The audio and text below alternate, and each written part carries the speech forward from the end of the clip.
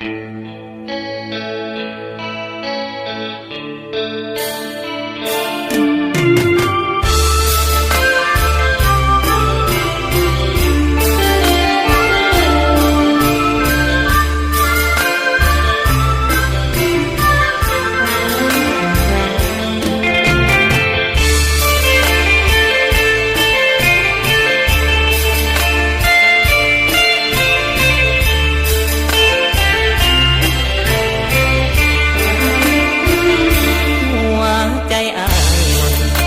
ยู่แถววังมนทนยังเจ้าเป็นดอกฟ้าแคมทางได้พบนางสร้างงามหนักหนาเจ้า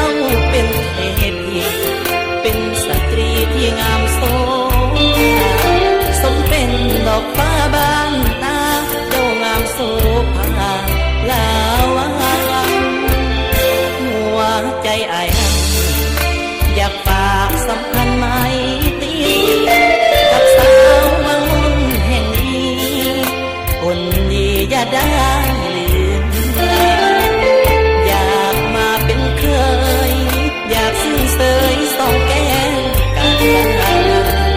อายปากทันหาอยากมาเป็นขวัญชีวิตวังมนแห่งนี้เหมือนมีมนต์ฟังใจสาวงามเหมือนดวงดอกไม้ได้ไปติดใจติดตาอ้ายหนุ่มบ้านไกลอะไรเมื่อยามจากลาขอพรเทพให้เทวาให้ได้มาเป็นเคยวังมนหัวใจอ้ายหล่นฮักสาววังมนเข้าแล้วอยากได้น้องไปเฮ็ดแนวสาวแก้วสาวแนวสาวดีสาวรำสาวดอนสาวพรสาววอนสาวนีเจ้าเป็นกุลสตรีสมเป็นเทพีดอกฟ้าวัง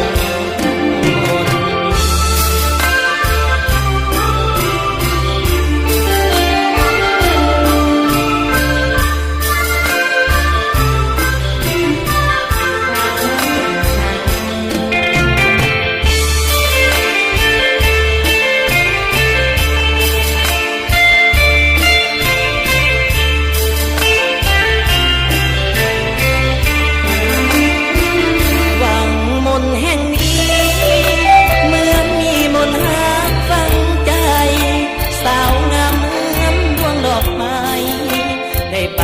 ติดใจติดตาอ้ายหนุ่มบ้านไกล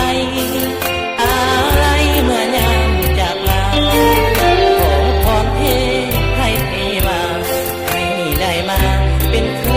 ยวังมนหัวใจอ้ายหล่นฮักสาววังมนเข้าแล้วอยากได้น้องไปเฮ็ดแนวสาวแก้วสาวแนวสาวดีสาวรำสาวดอนสาวพรสาววอนสาวนีเจ้าเป็นกุลสตรี